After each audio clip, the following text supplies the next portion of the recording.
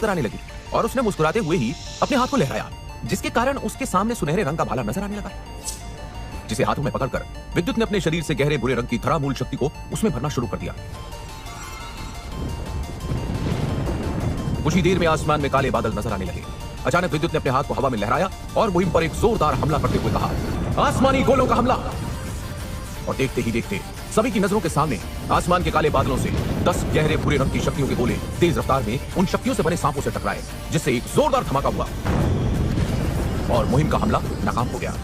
ये देख मुहिम की आंखों में हैरानी नजर आने लगी, क्योंकि जिस हमले को विद्युत ने नाकाम किया था पिछली मुलाकात में, मुहिम ने उसी हमले से विद्युत को बुरी तरह से जख्मी कर दिया था। लेकिन अब वही लड़का अपने हमले से उनके हमले को नाकाम करके मुस्कुरा रहा था। ये देखकर उनका चेहरा गुस्से से लाल हो गया और वो तेज रफ्तार में विद्युत पर हमला करने लगा। वहीं दूसरी ओर विद्युत अब मूल शक्ति रैंक के 5वें पड़ाव पर पहुंचने के कारण आसानी से बच पा रहा था। भले ही ऐसा करने में उसे थोड़ी परेशानी हो रही थी, लेकिन अपनी बढ़ी हुई शक्तियों के कारण वो महसूस कर पा रहा था कि अब उसे किसी पहले पड़ाव के शक्ति रैंक के योद्धा से घबराने की जरूरत नहीं है।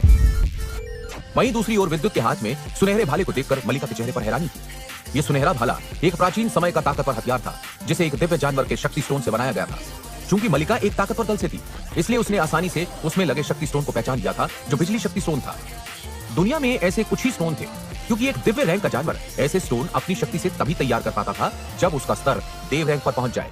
वहीं ऐसे किसी दिव्य जानवर के स्टोन को एक मामूली लड़के के हाथ में देखकर मलिका हैरान थी। वो हैरानी से देख रही थी कि वो लड़का उससे भी अधिक ताकतवर नागिनी बुजुर्ग के हर हमले को नाकाम कर रहा था, जिसके चलते उन्हें अब शर्म महसूस हो रही थी। तभी उसके कानों में एक भयानक आवाज सुनाई दी, मुहिम, तुम्हें एक मामूली मूल योद्धा को हराने में इतना समय क्यों लगा है? उस आवाज में छुपी नाराजगी को महसूस कर मुहिम ने अपने शरीर से भारी मात्रा में शक्तियां निकालनी शुरू कर दी, जो देखते ही देखते एक लैंस में बदल गई। वो लैंस काले रंग का था और उस पर एक चमकता हुआ हरे रंग का जहरीला पत्थर नजर आ रहा था, जिसे देखकर विद्युत ने मजाकिया लहजे में मुस्कुराकर कहा, क्या हुआ बूढ़े मुहिम, अब क्या मुझे डंडे से मारोगे? मुहिम ने शैतानी मुस्कुराहट के साथ कहा, लड़के, अब देखता हूं तू मेरे इस हमले से कैसे बचता है। और ऐसा कहते हुए उसने अपने शरीर से जहरीली शक्तियों को बाहर निकालना शुरू कर दिया। वहीं दूसरी ओर विद्युत कोई बेवकूफ नहीं था, क्योंकि वो महसूस कर चुका था कि उस लेंस में एक अजीब सी शक्ति मौजूद थी, जिसे महसूस कर वो अपना हमला तैयार करने लगा।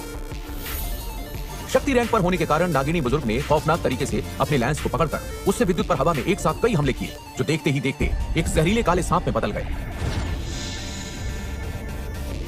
वो सांप करीब 50 फुट का था और अपने 2 भयानक दांत दिखाते हुए पल भर में उसके पास पहुंच गया। वहीं विद्युत ने जब उस हमले को इतनी तेज रफ्तार में आते हुए देखा तो उसके माथे पर परेशानी नजर आने लगी और वो उस हमले से बचने के लिए अपनी जगह से हट गया। लेकिन हैरानी की बात यह थी कि विद्युत की कोशिश बेकार हो गई थी। वो महसूस कर पा रहा था कि वो हमला नाकाम नहीं हुआ था और विद्युत की ओर अपने आप ही मुड़ गया था, जिसे देख नागिनी मुहिम हंसते हुए बोला, लड़के, ये कोई मामूली हमला नहीं है, बल्कि एक आसमानी हमला है और इससे बचने का कोई रास्ता नहीं है। ऐसा कहते हुए वो अपनी शक्तियों से एक और हमला तैयार करने लगा। वहीं दूसरी ओर विद्युत लगातार उस हमले से बचते हुए अपनी सील तैयार करता जा रहा था। अचानक उसे महसूस हुआ कि उसके आसपास की जगह जमने लगी है और अचानक उस हमले के आगे उसे एक लाल ड्रेस पहने हुए मलिका नजर आई, जिसने उस हरे रंग के सांप को अपनी सफेद शक्तियों की दीवार में कैद कर लिया। सफेद शक्तियों की दीवार में कैद होने के कारण वो सांप अपनी जहरीली शक्तियों से उन दीवारों को पिघलाने लगा। लेकिन मलिका इस बात के लिए पहले से ही तैयार थी। उसने तभी अपने हाथ से सील बनाना शुरू किया और उसके सिर के ऊपर पत्थर की बड़ी सफेद आंख नजर आने लगी, जिससे सैकड़ों सफेद कांटे निकलकर उस जहरीले सांप से टकराए और देखते ही देखते वो सांप एक धमाके के साथ फट गया। वहीं अपने हमले को कामयाब होते देख मलिका ने विद्युत की ओर मुड़कर घमंड भरी आवाज में कहा, मेरे दादा ने मुझे सिखाया था कि कभी किसी का एहसान नहीं रखना चाहिए और तुम्हारी जान बचाकर मैंने वो एहसान चुका दिया। मलिका ने इतना कहा ही था कि तभी वहां नागिनी मुहिम की भयानक आवाज सुनाई दी, लड़की, मैंने तुझे जिंदा छोड़कर गलती कर दी। असल में मुहिम मलिका को पहले ही खत्म कर देता, लेकिन उसे हमला करने के बाद पता चल गया था कि महाशक्ति दाना उस लड़की के दादा थे।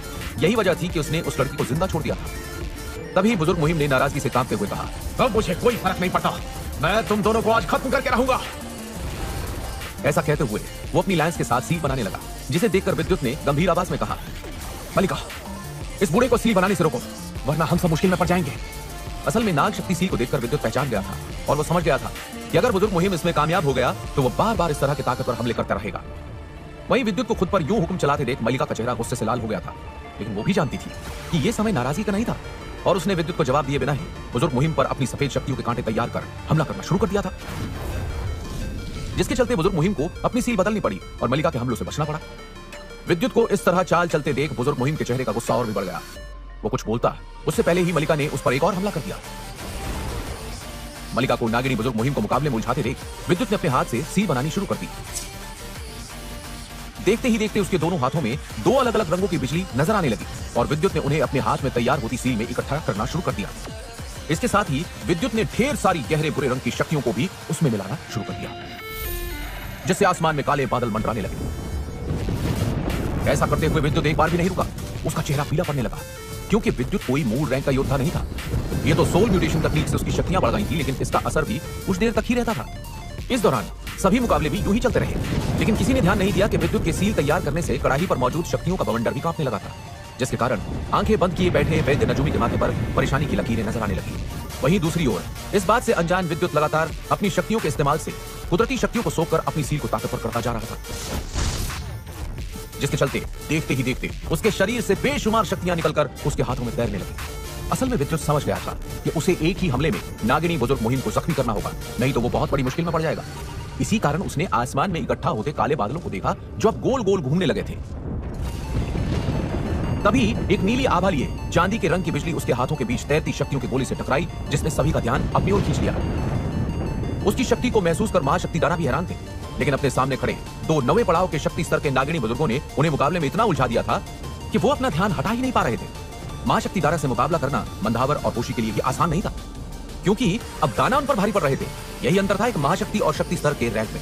इस समय महाशक्ति दाना के चेहरे पर मुस्कुराहट थी, क्योंकि उन्हें महसूस हो गया था कि बहुत जल्द उनके सामने खड़े दोनों बुजुर्ग मुकाबला हारने वाले थे। वहीं दूसरी ओर चांदी के रंग की बिजली बनने के बाद देखते ही देखते विद्युत का चेहरा और पीला पड़ गया और उसके हाथ कांपने लगे, लेकिन वो रुका नहीं और उसने आसमान की ओर देखते हुए कहा, बस कुछ देर और। तभी आसमान का रंग और अधिक गहरा और काला पड़ गया और उसमें एक काले रंग की बिजली नजर आने लगी।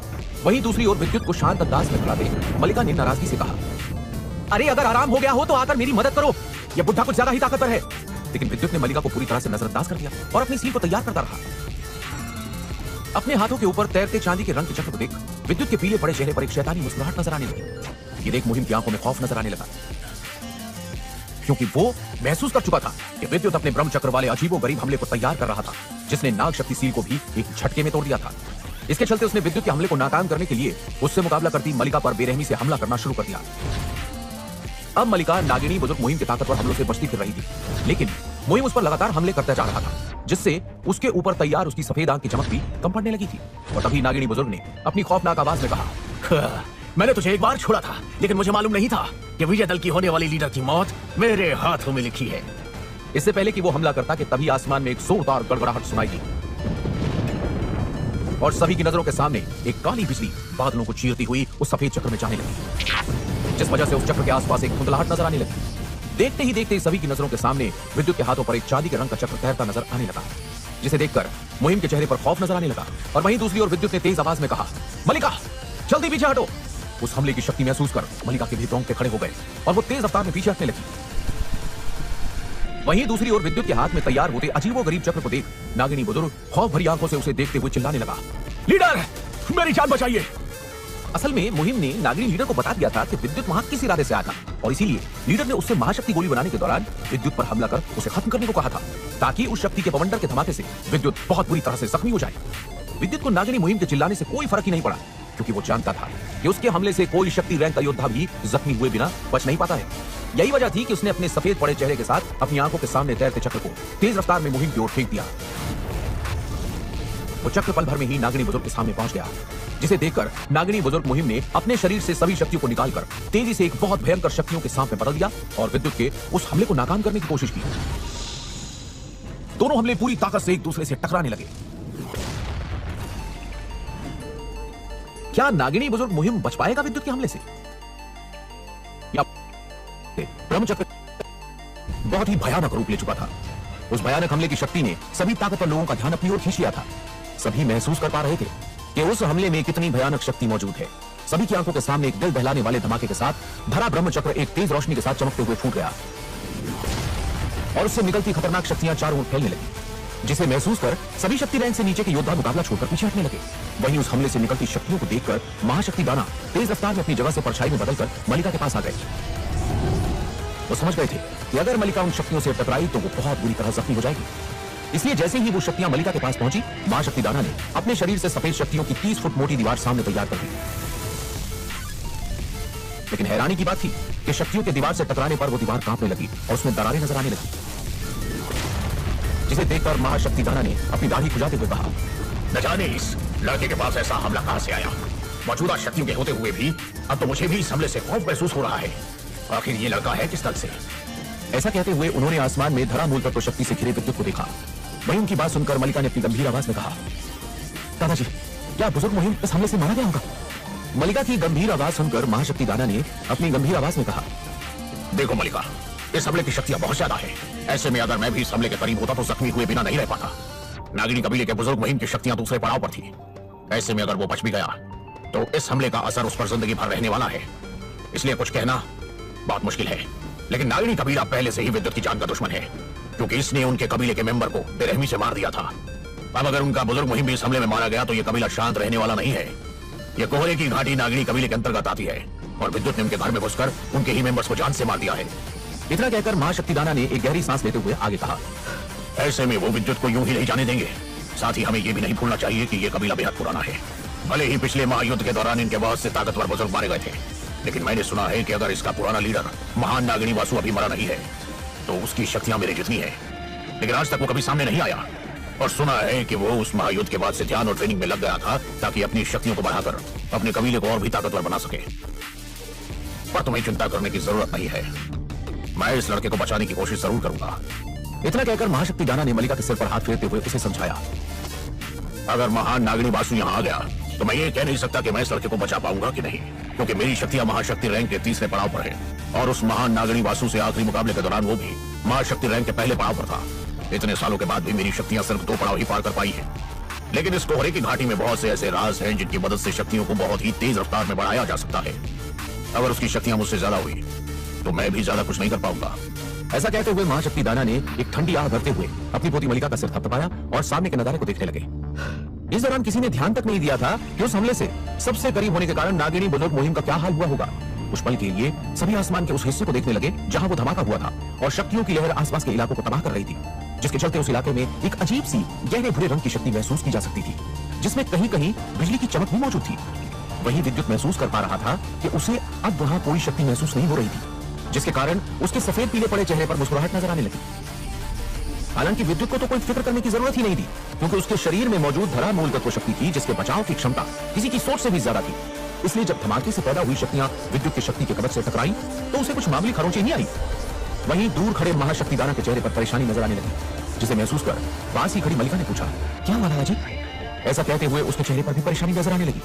लेकिन इससे पहले वो कुछ कहते तभी उस धमाके के पास की जगह धुंधलाने लगी और वहां एक आधे नाग और आधे इंसान के शरीर वाला व्यक्ति नजर आने लगा, जिसके चेहरे पर नाराजगी थी और जिसने अपनी भारी आवाज में कहा, लड़के, तूने बहुत बड़ी गलती कर दी। वो इंसान कोई और नहीं, नागिनी कबीले की जवान पीढ़ी का लीडर अदम था। उसने घने कोहरे को एक पल में अपना हाथ हिलाकर साफ कर दिया।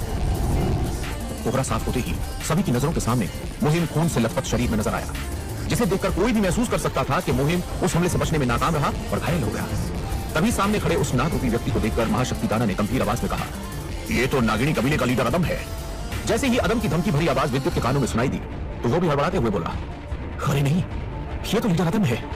ऐसा कहते हुए उसके चेहरे पर घबराहट नजर आने लगी, क्योंकि विद्युत को वैद्य नजूमी ने पहले ही बताया था कि नागिनी लीडर अदम की शक्तियां उनके जितनी ही हैं। ऐसे में अगर विद्युत अपनी कमजोर हालत में उससे मुकाबला करता है तो वो उसके पहले हमले में ही बुरी तरह से जख्मी हो जाएगा। ये ख्याल आते ही विद्युत पीछे हटने लगा, लेकिन लीडर अदम विद्युत की चाल समझ गया था, इसलिए उसने पहले ही अपनी शक्तियों से चारों तरफ से विद्युत को घेर लिया था, जिसके चलते विद्युत के पास मुकाबला करने के सिवा और कोई रास्ता नहीं था। नाराजगी से लीडर अदम ने कहा, लड़के, भागने का कोई रास्ता नहीं है। मैं तुझे दिखाऊंगा कि हम नागिनी अपने दुश्मनों को कितनी बेरहम मौत देते हैं। ऐसा कहते ही लीडर अदम के शरीर से शक्तियां बाढ़ की तरह निकलने लगी, जिन्होंने 10 से अधिक शक्तियों को सांपों में बदलकर विद्युत को चारों ओर से घेर लिया। लेकिन जैसे ही मिसनाज और बुजुर्ग सजैन ने विद्युत पर हो रहे हमले की शक्ति को महसूस किया तो वो समझ गए कि विद्युत इस हमले से बचने के लिए तैयार नहीं है, इसलिए वो तेज रफ्तार से उसे बचाने के लिए बढ़े। लेकिन तभी उनके सामने की जगह धुंधली पड़ने लगी और वहां 2 और नागिनी बुजुर्गों की खौफनाक हंसी सुनाई दी, जिसे देखकर नाज और बुजुर्ग सजैन समझ गए कि ये जरूर नागिनी कबीले के ताकतवर बुजुर्गों में से है। एक नागिनी बुजुर्ग ने सामने खड़े नाज और बुजुर्ग सजैन को देखकर कहा, रहस्य में दरवाजा दल की राजकुमारी और विहान दल के बड़े बुजुर्ग, बेहतर होगा कि तुम दोनों इस मामले से दूर रहो, वरना इस मामले में दोनों दलों को भी घसीटा जाएगा। ऐसा कहते हुए वो दोनों अपनी शक्तियों को बाहर निकालने लगे, जिसे देखकर सजन ने गंभीर आवाज में कहा, नागिनी कबीले की इतनी हैसियत नहीं है कि वो विहान दल पर हमला कर सके, इसलिए मेरे दल की तुम चिंता मत करो। ऐसा कहते हुए उन्होंने अपने शरीर से शक्तियां निकालकर मुकाबला शुरू किया। वहीं नाज की आंखें नाराजगी से काली पड़ने लगी और उसने अपनी तीखी आवाज में कहा, अगर विद्युत को कुछ भी हुआ तो मैं तुम्हारे इस दल को जहन्नुम में बदल दूंगी। ऐसा कहते हुए नाज ने बिना सोचे अपने सामने खड़े नागिनी बुजुर्ग पर हमला कर दिया। चारों की शक्तियां टकराने से वहां एक जोरदार धमाका हुआ। दरअसल अचानक दोनों बुजुर्गों के आ जाने से विद्युत के लिए मुसीबत खड़ी हो गई थी, क्योंकि दोनों नागिनी बुजुर्ग किसी भी मामले में उनसे कमजोर नहीं थे। वहीं दूसरी ओर विद्युत अपनी शक्ति के पंखों का इस्तेमाल कर उन सांपों के हमले से बचता फिर रहा था, जिसे देखकर महाशक्ति दाना के चेहरे पर नाराजगी नजर आने लगती है, क्योंकि उनका रास्ता भी नागिनी बुजुर्ग मंधावर और होशी ने रोक लिया था। इसलिए दोनों नागिनी बुजुर्गों को देखकर महाशक्ति दाना ने चेतावनी भरी आवाज में कहा, तुम दोनों को मरने की ज्यादा ही जल्दी है। ऐसा कहते हुए महाशक्ति दाना ने मायूसी से अपनी पोती को देखा, जिसकी जान बचाने के लिए विद्युत ने अपनी जान तक की परवाह नहीं की।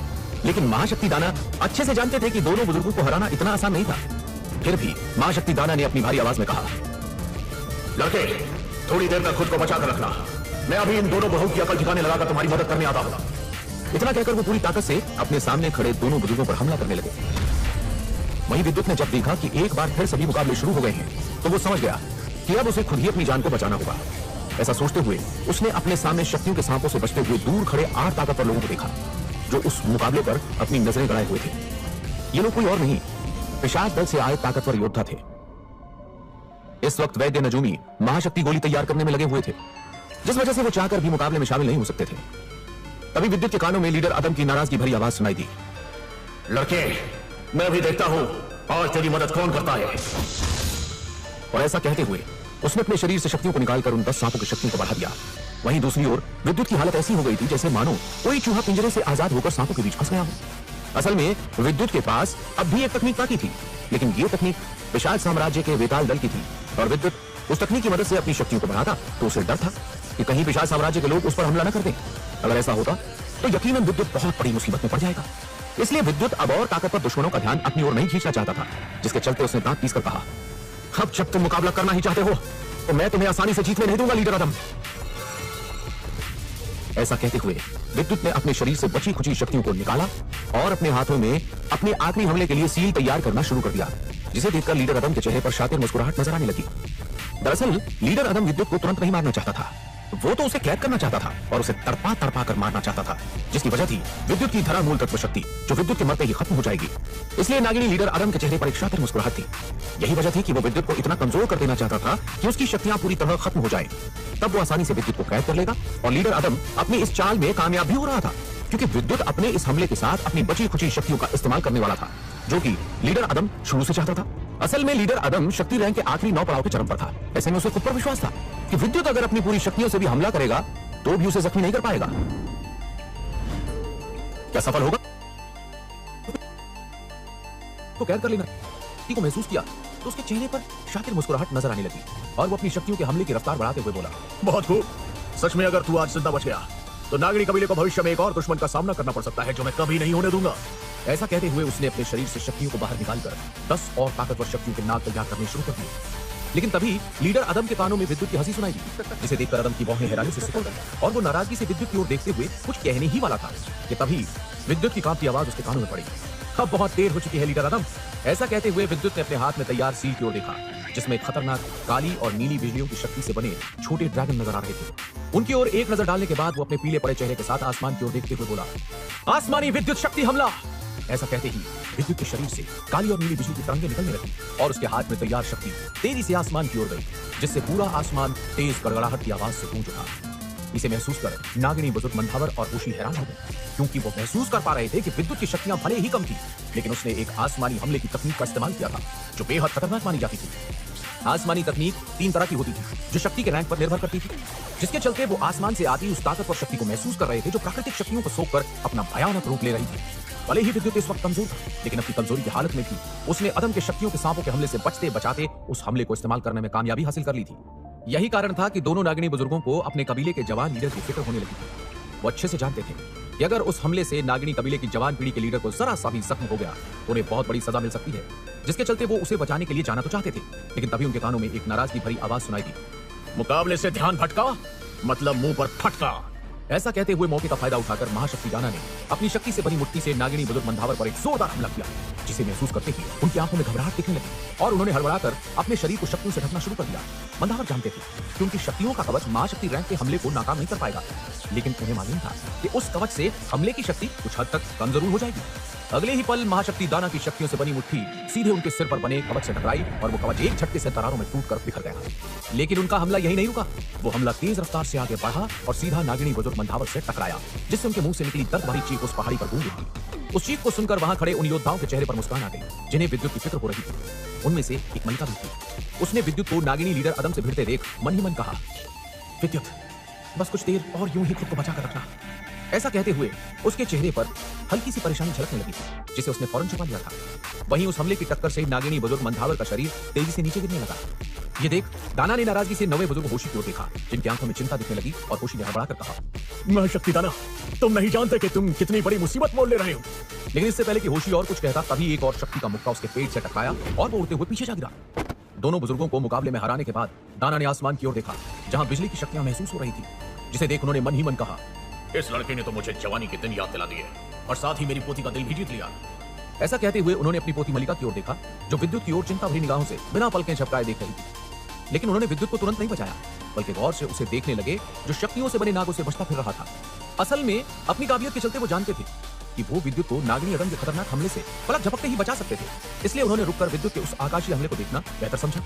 वहीं दूसरी ओर विद्युत की हालत इतनी खराब हो चुकी थी कि अब वो मुश्किल से अपनी रफ्तार बनाए रख रहा था, क्योंकि शक्तियों के नाग उसका पीछा ही नहीं छोड़ रहे थे। अचानक आसमान से बादल फटने की आवाज आई और सभी की नजर के सामने उस जगह से आंखों को चौंधिया देने वाली बिजली विद्युत का पीछा कर रहे शक्तियों के नागों की तरफ बढ़ने लगी। धीरे धीरे सभी की आंखों के सामने वो चमकदार काले नीले रंग की रोशनी 10 शक्तियों के ड्रैगनों में बदल गई और तेजी से विद्युत पर हमला कर रहे शक्तियों के नागों से टकरा गई। ऐसा होते ही पूरी पहाड़ी कांप उठी। सभी के सामने एक के बाद एक 10 धमाके हुए और पूरा आसमान शक्ति से भर गया। चारों तरफ हरे नीले और काले रंग की शक्तियों की लहरें नजर आने लगी, जिसे महसूस कर महाशक्ति दाना बोले, इस लड़के ने तो कमाल ही कर दिया। एक दिन ये लड़का ऐसा योद्धा बनेगा जो देव रैंक के योद्धाओं के भी पसीने निकाल देगा और दुनिया कहेगी, देखो वो रहा ब्रह्म योद्धा। वहीं दूसरी ओर सभी की नजरों में वो मुकाबला अब खत्म हो चुका था, क्योंकि सभी जानते थे कि विद्युत की शक्तियां पूरी तरह खत्म होने के कगार पर थीं और अब उसका बचना नामुमकिन था। लीडर अदम को अपने ताकत और हमले के नाकाम होने पर बहुत शर्मिंदगी महसूस हो रही थी और वो गुस्से में विद्युत की ओर बढ़ने लगा। ये देख दाना को उसकी चिंता होने लगी और वो विद्युत की ओर बढ़ने ही वाले थे कि उनके कदम अचानक रुक गए और उनकी आंखों में हैरानी झलक उठी।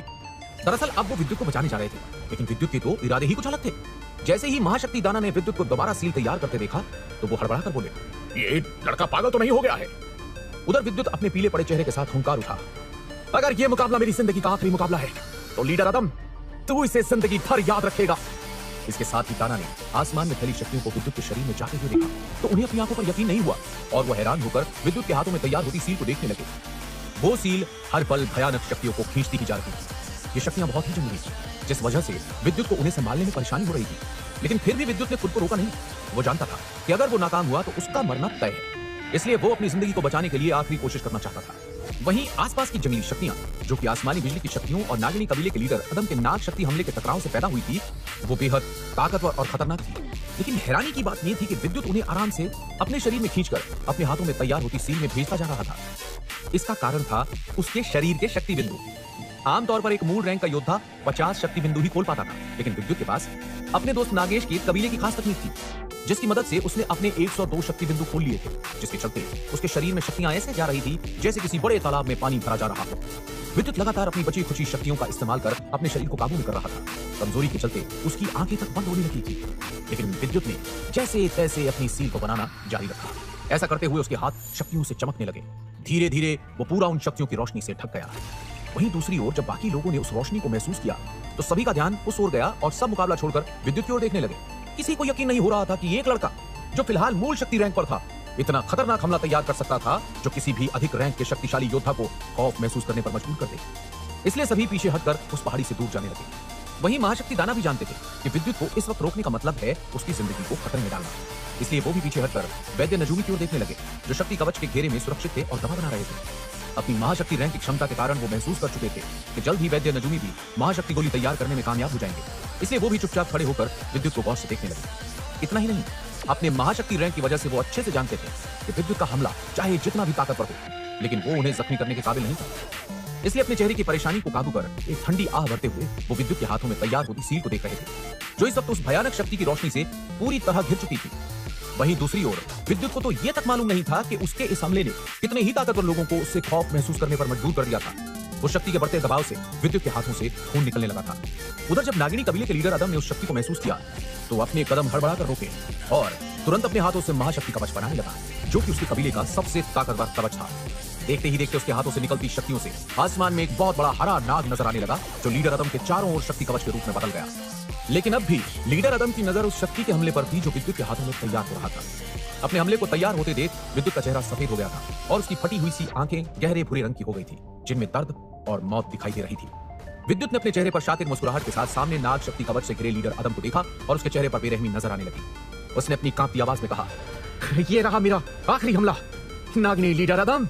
वो आवाज सुनकर सभी महसूस कर पा रहे थे कि विद्युत की आवाज तक कांप रही थी। विद्युत ने एक पल रुककर कहा, दोहरा हमला शक्ति की लहर। विद्युत ने ऐसा कहा ही था कि तभी उसके हाथों में घूमती शक्तियां कांपने लगी और सभी की आंखों के सामने एक 40 फुट मोटी शक्ति की लहर निकलकर पलक झपकते ही नाग शक्ति कवच से टकरा गई और वहां एक तेज आवाज पहुंचने लगी। हालांकि वो नाग शक्ति कवच भी कम ताकतवर नहीं था, जिसकी वजह थी लीडर अदम की शक्ति रैंक के 9वें पायदान की शक्तियां, जो महाशक्ति रैंक से एक कदम की दूरी पर थी, जिसके चलते वो हमला उस कवच से टकराता रहा। दोनों हमलों से निकलती शक्तियां बेहद ताकतवर थी, इसलिए वो एक दूसरे पर दबाव डालने लगी और एक दूसरे को खत्म करने लगी थी।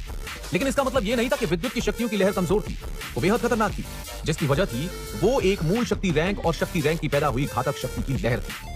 वहीं विद्युत की शक्ति की लहर को नाग शक्ति कवच से रुकते देख लीडर अदम के चेहरे पर बेरहमी नजर आने लगी, जिसके चलते वो जोर जोर से हंसने लगा। क्या विद्युत का ये आखिरी दांव भी नाकाम हो गया? क्यों हंसने लगा अदम? की बात यह थी कि एक पल कांपने के बावजूद भी नाग शक्ति कवच उस हमले के सामने टिक गया। ये देखकर लीडर अदम जोरों से हंसने लगा। उसकी भयानक हंसी वहां मौजूद सभी लोगों को सुनाई दी, जिससे सभी समझ गए कि विद्युत वो मुकाबला हारने वाला है। इसलिए सभी को उस पर तरस आने लगा। दूसरी ओर नागिनी कबीले के लोग जोर जोर से हंसने लगे।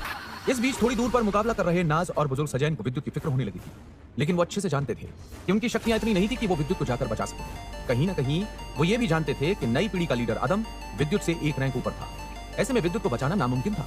इसलिए वो नाराजगी से अपने सामने खड़े नागिनी बुजुर्गों को देखने लगे, जिन्होंने उन्हें मुकाबले में उलझा कर रखा हुआ था। इसी फिक्र के चलते उन्होंने विद्युत से थोड़ी दूरी पर खड़े महाशक्तिदानों को देखा, जो बड़े ही गौर से विद्युत के हाथों से निकलती शक्ति की लहर को देख रहे थे, जो उस कवच को तोड़ने में नाकाम हो रही थी। लेकिन विद्युत हिम्मत नहीं हार रहा था और लगातार अपने हमले को बरकरार रखने की कोशिश कर रहा था। ये देख दाना की चिंता और बढ़ गई और उन्होंने मन ही मन कहा, ये लड़का आखिर इतना बुद्धि क्यों है?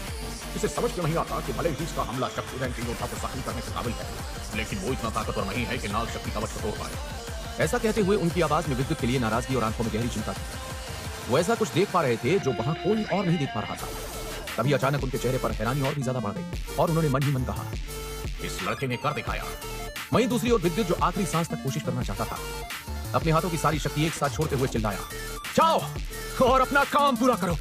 जैसे ही विद्युत ने यह कहा, उसी पल उसकी शक्ति कामयाब हुई और वहां भयानक शक्तियों का एक शरीर दिखाई दिया, जिसने आसमान की ओर एक पहाड़ लगाकर बिजली सी तेज रफ्तार में नाग शक्ति कवच पर हमला किया। वही नाग शक्ति कवच भले ही अभी मौजूद था, लेकिन अचानक हमले की ताकत बढ़ने से उस कवच पर जोरदार झटका लगा और उसमें कांच के टूटने जैसी आवाज आई।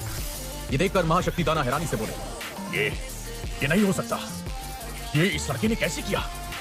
वो प्राचीन आधा, क्या वो सच्ची? कहीं मेरी आंखों को धोखा तो नहीं हुआ? ऐसे अनगिनत सवालों ने उनके दिमाग में उथल पुथल मचा दी थी, जिसकी वजह था सिर्फ विद्युत। और फिर वो बुदबुदाए, अगर ये लड़का मलिका से शादी कर ले तो मेरा दल भविष्य में दुनिया का सबसे ताकतवर दल बन जाएगा। मुझे इस लड़के की मदद करनी होगी। ऐसा कहते हुए उन्होंने अपनी दाढ़ी को सहलाया। उधर उस हमले की शक्ति बढ़ जाने से नागिनी कबीले के लीडर अदम के चेहरे का रंग बदल गया और उसके चेहरे पर खौफ नजर आने लगा। उसे उन शक्तियों में एक भयानक आभा दिखाई दे रही थी, जो अपनी लाल आंखों से घूरते हुए लगातार नाग शक्ति कवच पर हमला कर रही थी। ये देख नागिनी लीडर अदम का शरीर पसीने से भीग गया और उसने महसूस किया कि कवच पर पड़ी दरारें फैलकर पूरे कवच पर छा चुकी थी। तभी एक झटके से वो कवच सबकी आंखों के सामने बिखर गया और उसी समय आसमान में एक जोरदार धमाका हुआ। उस धमाके की शक्ति ने लंबे समय से आंखें बंद करके ध्यान में बैठे नागिनी कबीले के 5 बुजुर्गों का ध्यान अपनी ओर खींच लिया। वो हैरानी से लीडर अदम को उस हमले से जख्मी होकर पीछे गिरते देख रहे थे। तभी उनमें से एक बुजुर्ग का शरीर बुरी तरह कांपने लगा और देखते ही देखते वो एक पल में अपनी जगह से गायब हो गए। अगले ही पल उनका शरीर हवा में पीछे की ओर जाते खून से सने हुए अदम के शरीर के पास नजर आया। उन्होंने अपनी शक्तियों से उसे जमीन पर गिरने से बचा लिया। तभी चौथे बुजुर्ग ने अदम के शरीर की जांच करते हुए कहा, ये अभी जिंदा है, ऐसा कहते हुए उन्होंने अपने शरीर को अपनी शक्तियों की मदद से 7 झरनों के पानी के तालाब में फेंक दिया ताकि वो जल्द से जल्द शुद्ध कुदरती शक्तियों को सोख कर ताकतवर हो जाए। इसके साथ ही नागिनी कबीले के चौथे और 5वें बुजुर्ग तेज रफ्तार से उस लड़के की ओर बढ़ने लगे जिसने लीडर अदम का यह हाल कर दिया था। उधर विद्युत उस हमले के बाद बेहोश हो गया था और शक्तियों की लहर से टकराने ही वाला था कि तभी उसके आसपास की जगह धीमी पड़ने लगी और एक ताकतवर शक्ति दिखाई दी जिसने विद्युत के शरीर को अपनी ओर खींच लिया और अपना हाथ हिलाकर उन बेकाबू होती शक्तियों की लहर को रोक दिया। उस ताकतवर इंसान के चेहरे पर मुस्कान थी।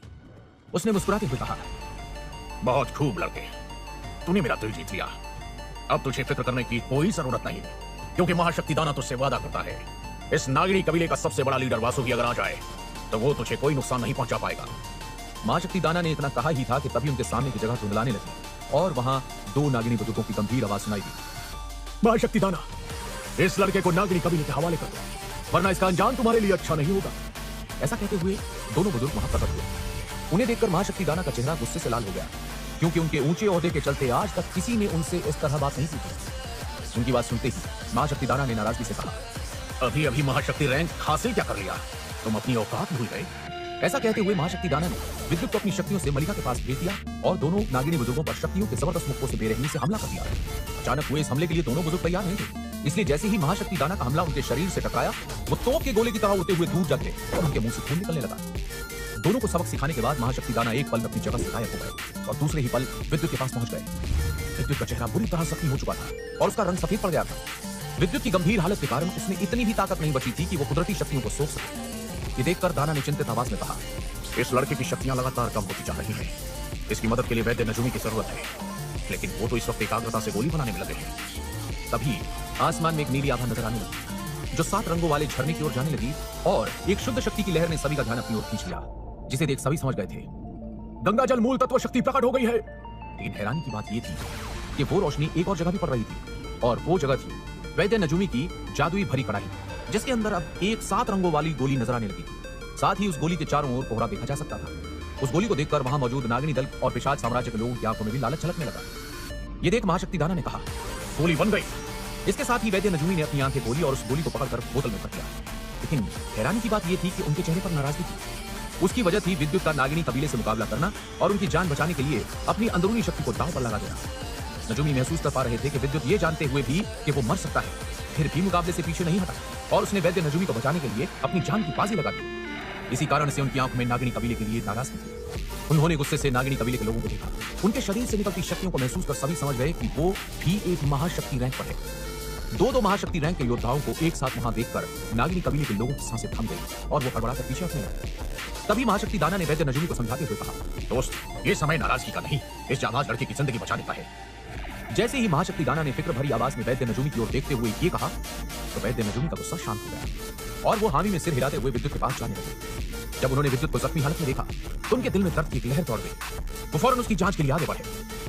विद्युत के पास मौजूद नाज, मलिका, हरमा, भीमा, हरमाइनी, बुजुर्ग सजन, गिरजा और मलिका के साथ ही साथ उस पहाड़ी पर मौजूद सभी की नजरें खून से लथपथ विद्युत की ओर थी, जिसकी जांच वैद्य नजूमी अपनी अंदरूनी शक्ति से कर रहे थे। इस लड़के ने अपनी हद से बाहर जाकर शक्तियों का इस्तेमाल किया है, जिससे इसके सभी चक्र और शक्ति बिंदु बुरी तरह से जख्मी हो गए हैं और इसकी शक्तियों को बहाने वाली नाड़ियां भी फट गई हैं। इसलिए इसके शरीर में अब इतनी भी ताकत नहीं बची कि इसकी धरा मूल तत्व शक्ति से ठीक कर सके। वो तो इस लड़के की किस्मत अच्छी है कि इसका शरीर अभी भी सोल म्यूटेशन तकनीक की वजह से जुड़ा हुआ है, इसलिए नागेश की आत्मा विद्युत की आत्मा को बचाए हुए है, वरना इस लड़के का अंजाम बहुत बुरा होता। ऐसा कहते हुए वैद्य नजूमी की आवाज में दर्द भरी नाराजगी थी और साथ ही उन्हें अफसोस भी हो रहा था कि उन्होंने आखिर क्यों विद्युत को अपनी मदद के लिए बुलाया। वो अच्छे से जानते थे कि विद्युत की इस हालत के लिए जिम्मेदार कहीं ना कहीं वो खुद भी थे। तभी मलिका ने अपने चेहरे पर मायूसी के साथ कहा, क्या कोई रास्ता नहीं है जिससे विद्युत को बचाया जा सके? मलिका की ये बात सुनते ही नाज ने भी उसकी बात के समर्थन में अपना सिर हिलाया। ऐसा कहते हुए उन दोनों की आंखों से आंसू तक निकलने वाले थे, क्योंकि दोनों लड़कियों ने अनजाने में ही सही विद्युत को मारने की कोशिश की थी, लेकिन विद्युत ने हमेशा उनकी जान बचाई थी। इसलिए उन्हें बहुत बुरा लग रहा था कि विद्युत आज उनके सामने बुरी तरह जख्मी पड़ा था। दोनों लड़कियों की बात सुनकर वैद्य नजूमी ने एक गहरी सांस ली और धीमी आवाज में कहा, वैसे तो मैं इसे अपनी अंदरूनी शक्तियों से बचा सकता था, लेकिन इस महाशक्ति गोली को बनाने में मेरी आधी से भी ज्यादा अंदरूनी शक्तियां खत्म हो चुकी हैं और अब मैं भी इस लड़के की कोई मदद नहीं कर सकता। ऐसा कहते हुए उनकी आवाज में एक दर्द था जो उस लड़के के लिए था जिसने पहली मुलाकात में ही उन पर हमला करने से पहले एक बार भी नहीं सोचा था। सभी के चेहरे पर मायूसी थी, लेकिन महाशक्ति दाना एक तजुर्बेदार योद्धा थे जो अपनी जिंदगी भर के तजुर्बे से बता सकते थे कि वैद्य नजूमी के पास कोई ना कोई रास्ता जरूर है, लेकिन वो बोलने में हिचकिचा रहे थे। वहीं दूसरी ओर नजूमी उस पहाड़ी पर सभी की नजरों के बीच पड़े विद्युत को देख रहे थे, जिसकी सांस तक हर बीतते पल के साथ हल्की और धीमी होती जा रही थी। क्या विद्युत की जान बच पाएगी? क्या अधूरा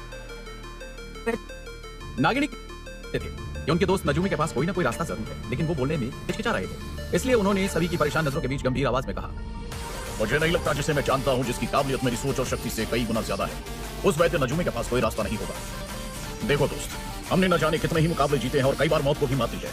तुम ये बात कह रहे हो, तुम्हें फिक्र और चिंता करने की जरूरत नहीं है। अगर इस लड़के को बचाने के लिए मुझे नागनी कबीले से भी लड़ना पड़ेगा तो मैं पीछे नहीं हटूंगा। इसलिए खुलकर बताओ, क्या कोई भी रास्ता है जिससे इस लड़के की जान बचाई जा सके? असल में महाशक्ति दाना ये समझ चुके थे कि विद्युत एक ऐसा लड़का है जो अपनी काबिलियत के दम पर ही 2 शक्ति रैंक के योद्धाओं को हराने में कामयाब हुआ था। ऐसा शायद मलिका और वहां मौजूद कोई भी नहीं कर पाता, इसलिए वो उसे बचाना चाहते थे ताकि वो उसे अपने दल में जोड़कर अपने दल को दुनिया के सबसे ताकतवर दलों में से एक बना सके। दाना की बात सुनकर नजूमी ने एक नजर अपने हाथ में पकड़ी महाशक्ति गोली को देखा और गहरी सांस लेते हुए कहा, एक रास्ता है, लेकिन इतना कहकर वैद्य नजूमी रुके तो महाशक्ति दाना ने गंभीर आवाज में कहा, लेकिन का समय नहीं है हमारे पास। भरोसा करो दोस्त, मैं इस लड़के के लिए कुछ भी करने को तैयार हूं। तुम बस एक बार मुझे वो रास्ता बताओ जिससे मैं इस लड़के का एहसान चुका सकूं। क्योंकि महाशक्ति दाना को याद था, नागिनी बुजुर्ग मुहिम से मुकाबले के दौरान अगर विद्युत नहीं होता तो शायद मलिका की जान नहीं बच पाती और आज विद्युत की जगह मलिका जख्मी हालत में होती।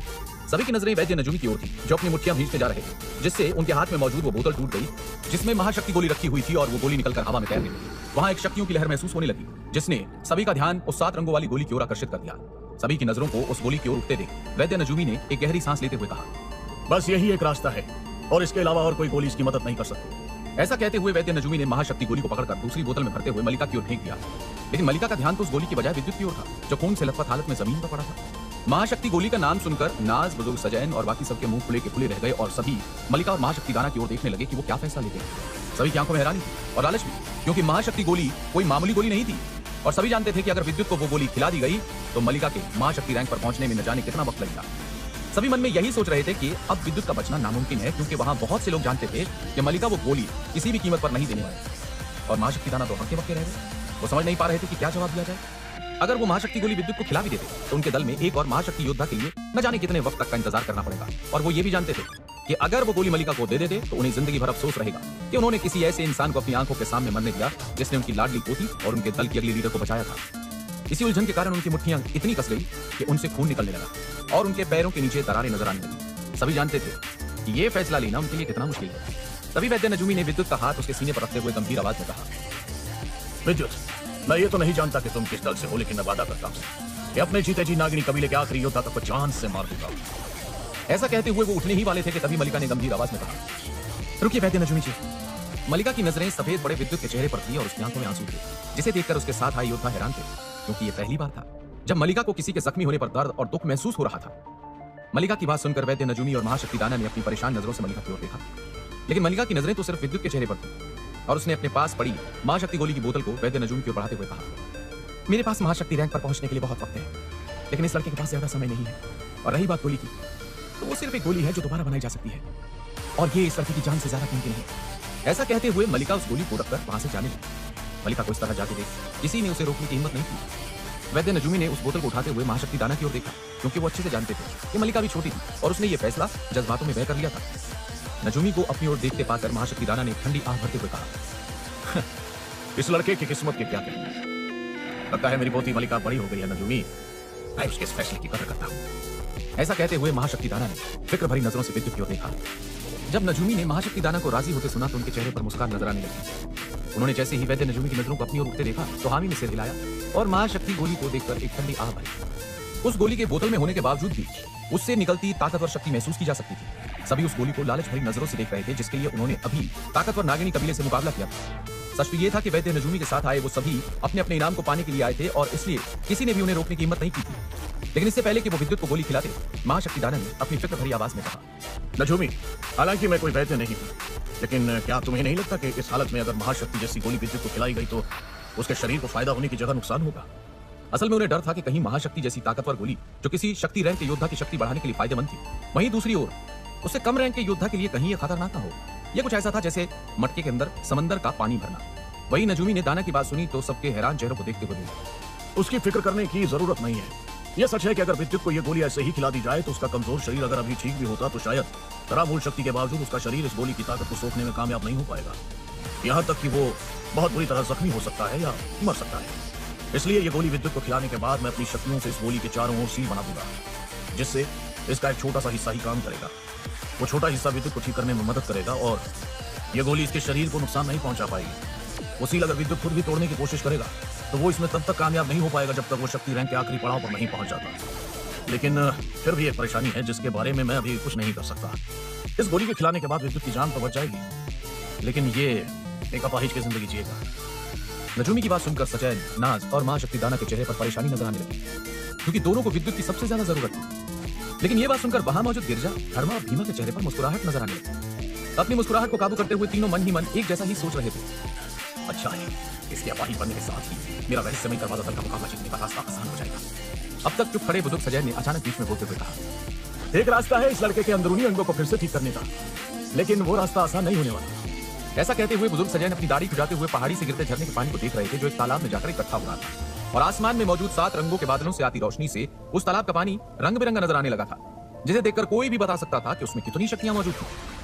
भले ही वहां मौजूद सभी लोग उस तालाब की खासियत से अनजान थे, लेकिन काफी वक्त से उस इलाके में रहने के कारण बड़े सजैन को यह मालूम हो गया था कि उस तालाब के अंदर की शक्तियां कितनी लाजवाब और असरदार थी। सजैन ने उस तालाब की ओर देखते हुए गंभीर स्वर में बताया, इस तालाब के पानी में ट्रेनिंग करने से किसी भी इंसान के जख्मी अंग फिर से ट्रेनिंग की मदद से ठीक किए जा सकते हैं। ऐसा कहा जाता है कि नागरी कबीले के योद्धा जब जिंदगी और मौत के दोराहे पर होते हैं तो उनके शरीर को उस तालाब की गहराई में डाल दिया जाता है और उस तालाब के अंदर मौजूद शक्तियां बहुत जल्द ही उनके जख्मों को भरना शुरू कर देती हैं। ऐसा कहते हुए बुजुर्ग सजैन की नजर उस तालाब के पानी की गहराई की ओर थी, जिसके अंदर वो अपनी शक्तियों की मदद से झांक तक नहीं पा रहे थे।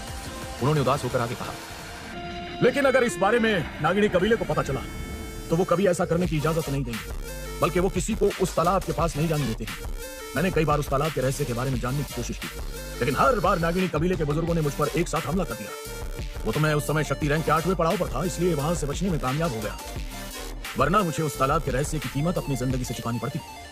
बुजुर्ग सजैन की बात सुनकर महाशक्ति दाना ने भी अपनी दाढ़ी खुजाते हुए कहा, हाँ, मैं भी इस तालाब के रहस्य से हैरान हूँ, क्योंकि मैं अपनी महाशक्ति रैंक के बावजूद इस तालाब के ज्यादा अंदर नहीं झांक पाया था। इस तालाब में एक बेहद खतरनाक शक्ति मौजूद थी, जिसने मेरी शक्तियां पल भर में ही खत्म कर दी थी। अगर मैं महाशक्ति रैंक पर नहीं होता तो मैं बहुत बुरी तरह जख्मी हो जाता।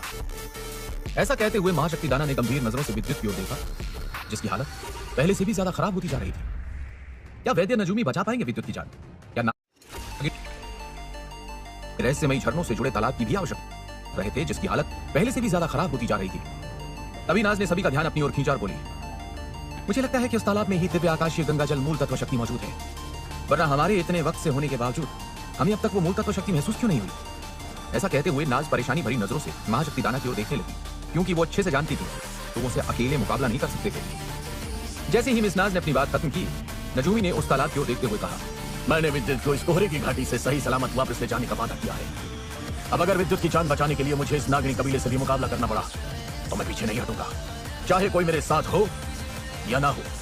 ऐसा कहते हुए उन्होंने अपने हाथ में पकड़ी बोतल का ढक्कन खोलकर महाशक्ति गोली को विद्युत के मुंह में डाल दिया। जैसे ही महाशक्ति गोली विद्युत के मुंह के जरिए उसके शरीर के अंदर पहुंची, अचानक उसका शरीर लाल होने लगा और उसके शरीर में ऊर्जा बाहर की तरह बहने लगी, जिसे देखकर नाज, महाशक्ति दाना और बड़े बुजुर्ग सजैन की आंखों में फिक्र नजर आने लगी। वहीं दूसरी ओर गिरजा, धर्मा और भीमा के चेहरे पर मुस्कुराहट थी, क्योंकि अब उन्हें भी विद्युत की खास तकनीकों से डर लगने लगा था, जिसके चलते वो मुस्कुराहट के साथ विद्युत के शरीर में हो रहे बदलाव को देखने लगे। तभी अचानक नाज ने सजैन की ओर देखते हुए कहा, बुजुर्ग सजैन, विद्युत के शरीर में महाशक्ति गोली की ऊर्जा का बहाव बढ़ता जा रहा है, ऐसे तो उसका शरीर धमाके से फट जाएगा। आखिर वैद्य नजूमी क्या कर रहे हैं? असल में अब नाज की आंखों में काली चमक नजर आने लगी थी और वो उन्हीं भयानक नजरों से अपने सामने बैठे वैद्य नजूमी को देख रही थी। जैसे ही नाज की फिक्र भरी आवाज बुजुर्ग सजैन ने सुनी तो उन्होंने गंभीर आवाज में कहा, नाज घबराओ मत, वैद्य नजूमी कोई मामूली वैद्य नहीं है। वो अब तक हम सभी से अपनी असली काबिलियत छुपाने में कामयाब रहे हैं। ऐसा इंसान मामूली नहीं हो सकता। वैसे तो मैं वैद्य नहीं हूं, लेकिन मैं ये कह सकता हूं कि इनकी वैद्यकीय क्षमता किसी 5वें या 6ठे स्तर के वैद्य से कहीं ज्यादा है। इतना कहकर बुजुर्ग सजैन ने वैद्य नजूमी को एक नजर गुरूर से देखा और आगे कहा, भूलो मत, वो एक महाशक्ति रैंक पर है। शायद इसलिए एक शक्ति रैंक के नागनी बुजुर्ग और अपने लीडर के जख्मी होने के बावजूद नागनी दल के लोगों ने कोई प्रतिक्रिया नहीं दी। यह हमारे लिए बहुत बड़ी बात है। इस वक्त वैद्य नजूमी अपनी अंदरूनी शक्तियों की मदद से विद्युत के शरीर में फैली महाशक्ति गोली की शक्तियों को इकट्ठा कर रहे हैं, जिसे वो उसके दिल में ले जाकर कैद कर देंगे। और एक बार सील तैयार हो गई तो हमारे लिए विद्युत की जान बचाने के मौके और भी ज्यादा हो जाएंगे। एक पल रुककर बुजुर्ग सजैन ने कहा, एक बार वो ऐसा करने में कामयाब हो जाए तो विद्युत की जान खतरे से बाहर हो जाएगी और वो ठीक होने लगेगा। लेकिन उसको पूरी तरह से ठीक करने के लिए उन्हें इस झरने के सतरंगी तालाब की मदद लेनी पड़ेगी और यह काम आसान नहीं होने वाला। ऐसा कहते हुए बुजुर्ग सजैन की नजरें विद्युत से हटकर उस सतरंगी झरने की ओर गई जिसकी चमक बढ़ती ही जा रही थी। अब उसके ऊपर कोहरे की चादर भी तैयार होने लगी थी। वहीं दूसरी ओर बहुत से नागिनी बुजुर्गों के साथ होशी और मंदावर भी कोहरे की शक्तियों को खींचकर लगातार ट्रेनिंग कर रहे थे, जो बहुत ही अजीब था और जिसने बड़े बुजुर्ग सजैन को सोचने पर मजबूर कर दिया था। हालांकि वो जानते थे कि नागिनी कबीला इंसानों से अलग है और अपने आधे नाग शरीर रूप के कारण उनकी ट्रेनिंग की काबिलियत बहुत लाजवाब है, लेकिन उन्हें समझ नहीं आ रहा था कि उनके लीडर के जख्मी होने के बावजूद भी उन्होंने हमला क्यों नहीं किया। ऐसा सोचते हुए बड़े बुजुर्ग सजैन ने नाज की ओर देखते हुए कहा, उन्होंने हम पर पलटवार क्यों नहीं किया नाज? ये सब कुछ बेहद अजीब है। वहीं नाज ने जब सजैन की बात सुनी तो उसके माथे पर परेशानी की लकीरें नजर आने लगी थी, क्योंकि उसे भी नागिनी कबीले का इस तरह पीछे हट जाना बड़ा अजीब लग रहा था। दोनों के चेहरे पर परेशानी देख महाशक्ति दाना ने गंभीर आवाज में कहा, इतना सोचने की जरूरत नहीं है। ये कबीला इंसानों से अलग है और इसलिए इनके अंदर जज्बात भी नहीं है जो इन्हें इंसानों से ज्यादा शक्तिशाली बनाते हैं, लेकिन अभी इनकी खामोशी का मतलब ये नहीं कि ये डर गए हैं। जरूर इसमें इनकी कोई चाल है और इन्हें किसी और बात का डर है। ऐसा कहते हुए उनकी नजर उनसे कुछ दूर एक पहाड़ी पर खड़े पिशाच साम्राज्य के लोगों पर पड़ी। उन लोगों के मुंह अजीबोगरीब नकाब से ढके हुए थे, जिनके शरीर से निकलती शक्तियां महसूस कर महाशक्ति दाना भी हैरान थे, क्योंकि उनमें से 2 योद्धा महाशक्ति रैंक पर थे और महाशक्ति रैंक के 2 इंसान उस शांत जगह पर खड़े होकर किसी बात का इंतजार कर रहे थे। उन लोगों का ऐसा व्यवहार उस जगह को रहस्यमय बना रहा था, जिसके चलते दाना ने अपनी दाढ़ी पर सहलाते हुए कहा, समझ नहीं आ रहा है कि ये पिशाच साम्राज्य के लोग आखिर करना क्या चाह रहे हैं।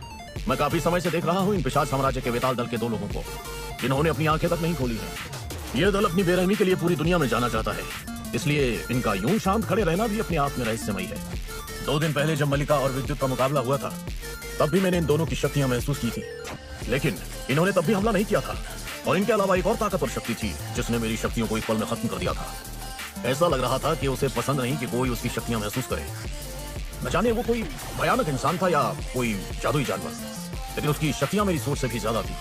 ऐसा कहते हुए उनकी नजरें विद्युत और वैद्य नजूमी की ओर घूम गई और उनके चेहरे पर मुस्कुराहट आ गई। उन्होंने कहा, नजूमी आंखें खोलने वाले हैं। और जैसे ही महाशक्ति दाना ने यह कहा, उसके एक पल बाद ही खांसने की आवाज वहां सुनाई थी। ये वैद्य नजूमी थे, जिनके चेहरे पर विद्युत के शरीर में सील तैयार करने के बाद भी खुशी का नामो निशान तक नहीं था। ये देख दाना समझ गए कि विद्युत की जान तो बच गई है, लेकिन अब भी उसकी बची हुई जान और जिंदगी किसी श्राप से कम नहीं है। ये कुछ ऐसा था, एक बार से उसकी शक्तियों के पंख छीनकर उसे जमीन पर जिंदा छोड़ दिया जाए, ताकि उसके दुश्मन भी उस पर तरस खाकर उसे जिंदा छोड़ दें।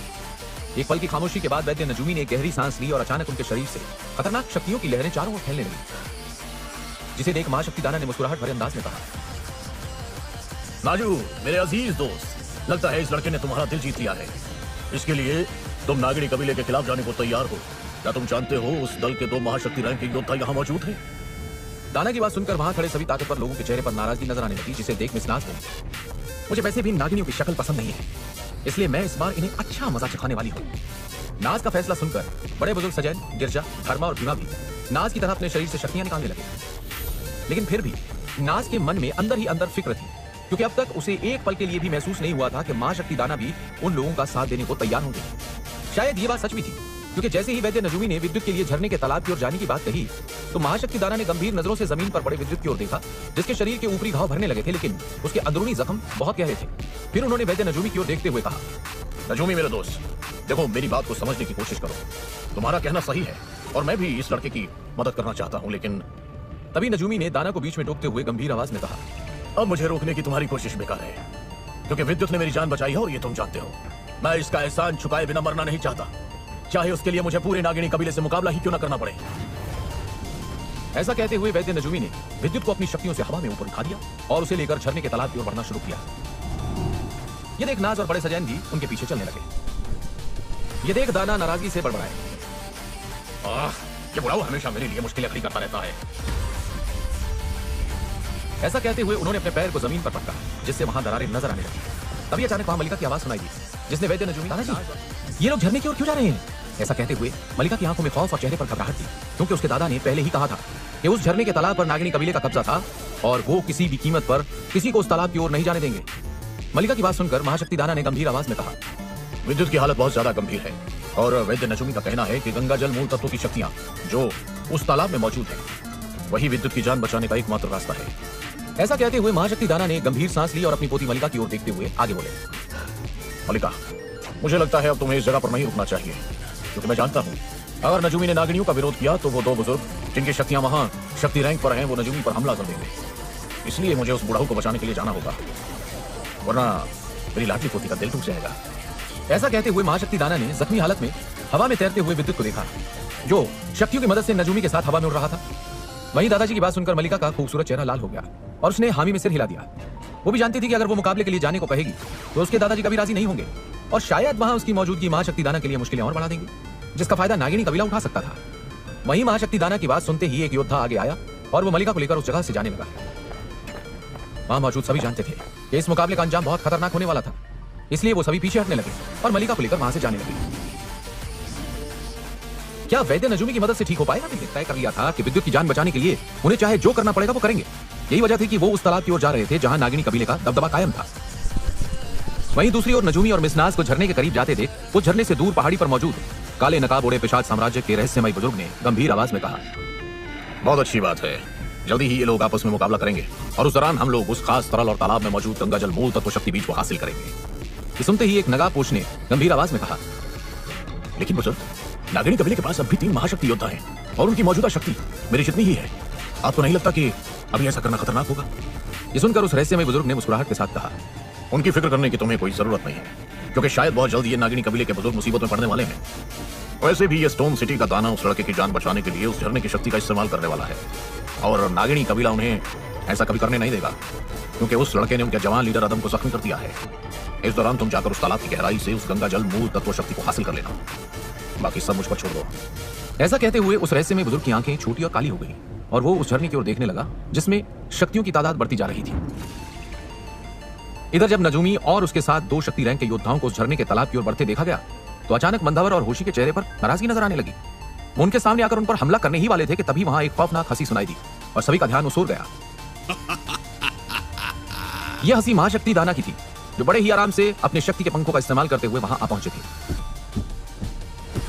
उन्हें देखकर मंदावर और होशी ने दांत पीसकर नाराजगी से कहा, महाशक्ति दाना, आपको नहीं लगता कि आप अपनी हद पार कर रहे हैं? ऐसा कहते हुए उनके दिल में दाना के लिए खौफ था, क्योंकि पिछले मुकाबले में उन्होंने इन दोनों को खौफनाक तरीके से जख्मी कर दिया था। दोनों नागिनी बुजुर्गों की बात सुनकर दाना ने नाराजगी से कहा, नागिनी कबीले के हमले से यह लड़का बुरी तरह जख्मी हो गया है और मुझे मजबूरन अपनी महाशक्ति गोली इस लड़के को खिलानी पड़ी, लेकिन इस लड़के के अंदरूनी अंग बुरी तरह जख्मी हो गए हैं। अब मुझे इस लड़के की जान बचानी है, इसलिए मेरे मामले में टांग ना अड़ाओ तो बेहतर है। फिर वो सजैन की ओर देखते हुए भारी आवाज में बोले, बुजुर्ग सजैन, आगे बढ़िए, मैं भी देखता हूं कि अब कौन आकर रोकता है।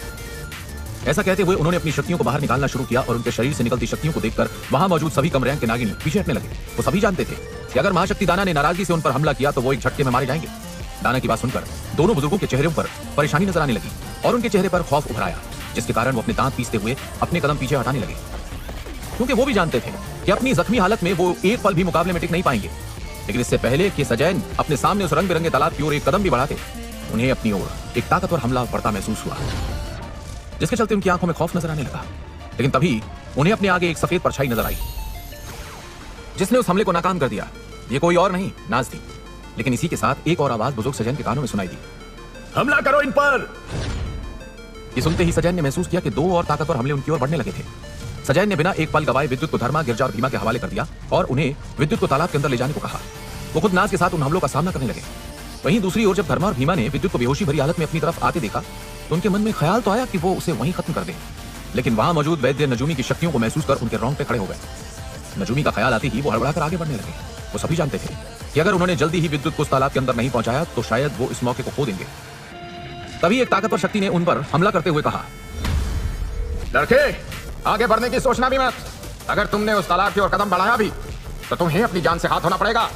यह हमला नागिनी कबीले के एक बुजुर्ग का था जिसकी शक्तियां शक्ति रैंक पर थी, जिसके चलते धर्मा ने तुरंत अपने कबीले की खास सील का इस्तेमाल कर अपनी शक्तियों को बढ़ा लिया। खूनी कोहरा तकनीक के इस्तेमाल के साथ ही वहां एक खून का समुद्र फैल गया और सभी की नजरों के सामने धर्मा की छठे पड़ाव की शक्तियां बढ़कर शक्ति रैंक पर पहुंच गई।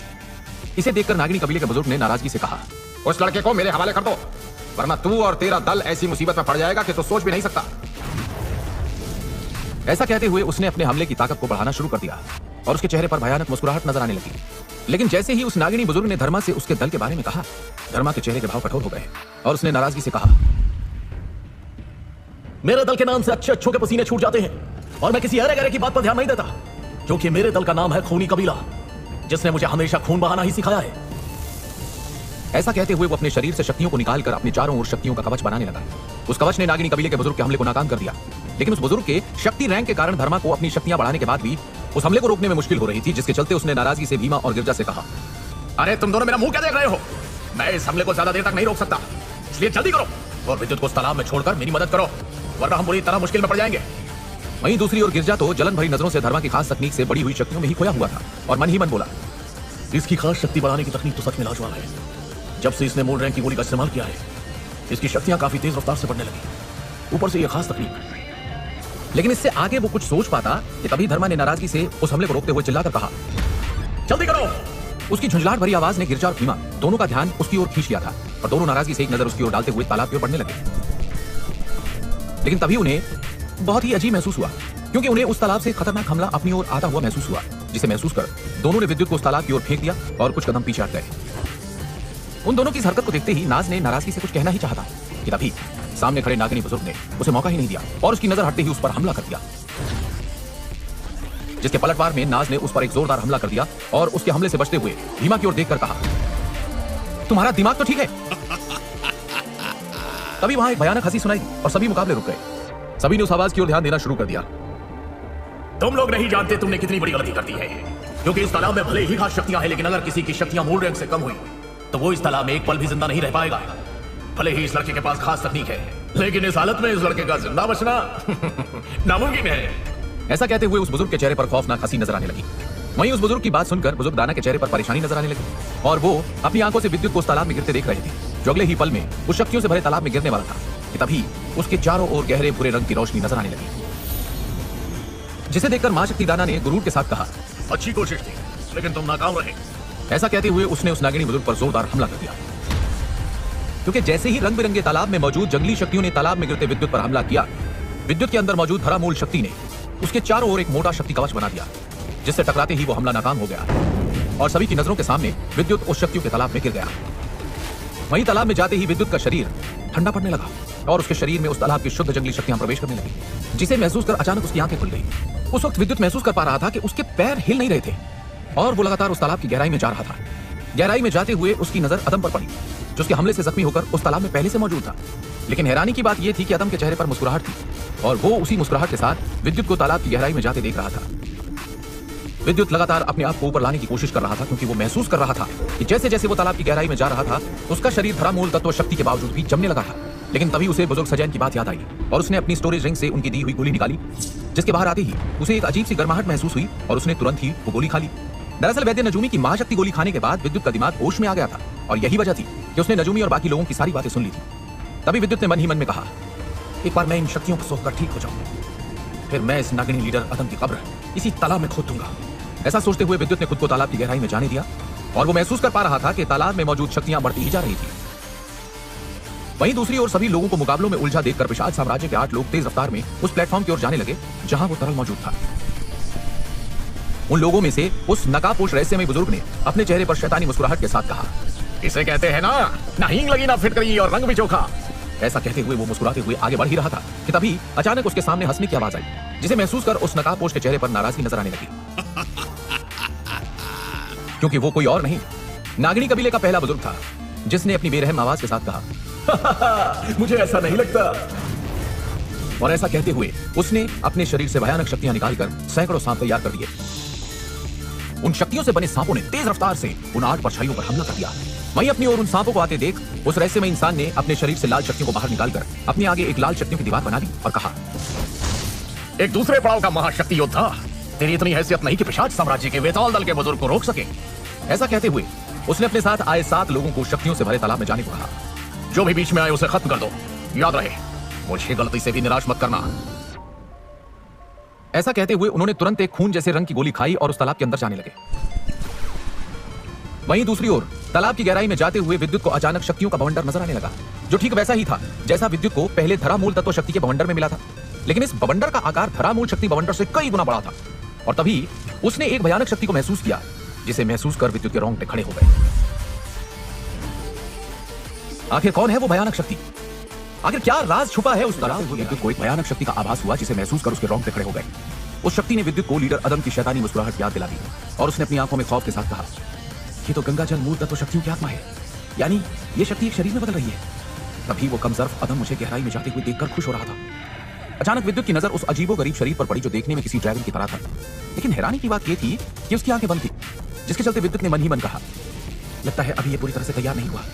अच्छा है, वरना मैं अपनी इस कमजोर हालत में इसका सामना कैसे करता। ऐसा कहते हुए विद्युत ने अपने हाथों की मदद से उस जगह से थोड़ा दूर जाने की कोशिश की और पानी के अंदर मौजूद एक बड़े पत्थर पर बैठ गया।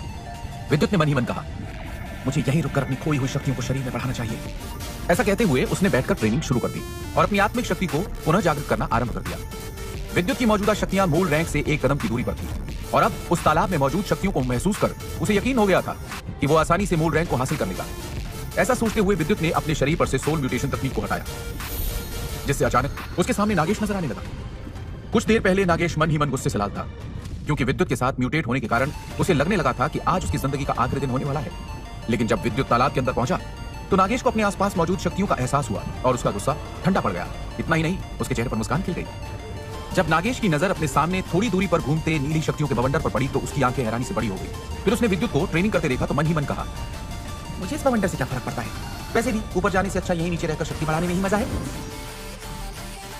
ऐसा कहते हुए वो भी एक जगह देखकर ट्रेनिंग करने लगा। हैरानी की बात यह थी कि नागेश की तुलना में विद्युत की शक्तियों को सोखने की रफ्तार बहुत तेज थी और देखते ही देखते उसके चेहरे से शक्तियों की कमी से आया पीलापन दूर होने लगा। वहीं दूसरी ओर विद्युत ने नागेश और अपने शरीर की शक्तियों से धरामूल तत्व शक्ति को ढक दिया ताकि उनकी शक्तियों को महसूस कर कोई उन पर हमला न कर दे। इधर तालाब में मौजूद नागिनी लीडर अदम की किस्मत बहुत खराब थी, क्योंकि पिशाच साम्राज्य के बेताल दल के 7 लोगों ने उस पर बेरहमी से हमला कर दिया था। उस हमले की शक्तियों से तालाब में लहरें उठने लगी। अदम ने जब अपने ऊपर हमला करते उन 7 काले कपड़े पहने लोगों की ओर ध्यान दिया जिनकी शक्तियां उसकी जितनी ही थी, तो उसकी आंखों में खौफ और चेहरे पर फिक्र नजर आने लगी, जिसके चलते उसने नाराजगी से कहा, तुम लोगों ने बहुत बड़ी गलती कर दी है इस तालाब में आकर। ऐसा कहते हुए अदम ने अपने शरीर से बेशुमार शक्तियों को निकालकर सील बनानी शुरू कर दी। उसके सामने खड़े 7 लोग अदम की इस हरकत पर जोर जोर से हंसने लगे। उन्हें देखकर लग ही नहीं रहा था कि उन्हें नागिनी लीडर अदम से जरा सा भी डर लग रहा था। वो सभी जानते थे कि उनकी मिलीजुली शक्तियां किसी प्रारंभिक महाशक्ति रैंक के योद्धा को मुश्किल में डाल सकती थी। फिर उनके सामने तो एक आखिरी पड़ाव का एक शक्ति रैंक का योद्धा था। इसलिए उनमें से एक योद्धा ने हंसते हुए कहा, अगर तुम्हें लगता है कि तुम अपने हमले से हम सभी का सामना करके हमें जख्मी कर सकते हो तो ये तुम्हारी भूल है। ऐसा कहते हुए उन सभी ने अपनी शक्तियों को मिलाना शुरू कर दिया, जिसके चलते उस जगह पर मौजूद झरने का पानी उबलने लगा। अचानक उन सभी के कानों में एक भयानक हंसी सुनाई दी और सभी का ध्यान अपने सामने खड़े नागिनी अदम की ओर गया। अदम ने हंसते हुए अपने चेहरे पर शैतानी मुस्कुराहट के साथ कहा, तुम लोगों से किसने कहा कि मैं तुम पर हमला करूंगा। ऐसा कहते हुए अदम ने अपने हमले को उस तालाब से निकलती शक्ति की लहरों की ओर किया। ये देख 7 पिशाच साम्राज्य के बेताल दल के लोग हैरान हो गए और तालाब की गहराई की ओर देखने लगे। अचानक उन्हें एक भयानक आवाज सुनाई दी और एक शक्तियों की लहर उनकी ओर आने लगी, जिसे देख उनका ध्यान फिर से नागिनी अदम की ओर गया, जो मौके का फायदा उठाकर वहां से भाग निकला। असल में नागिनी अदम का वो हमला सीधे जाकर शक्तियों के बवंडर के बीच मौजूद नीले ड्रैगन से टकराया, जो उस हमले की वजह से अपनी गहरी नींद से जाग गया था। ड्रैगन का ध्यान उस हमले की ओर गया जो ऊपर की तरफ से आया था, जिसके चलते उसका चेहरा उससे लाल हो गया था। वहीं दूसरी ओर विद्युत उस हमले को महसूस कर पहले ही एक बड़े पत्थर के पीछे छिप गया था। अगले ही पल विद्युत को सामने की तरफ शक्तियों के बवंडर से निकलती हुई एक भयानक ड्रैगन की परछाई नजर आई, जो तेज रफ्तार में हमले की दिशा में बढ़ने लगी।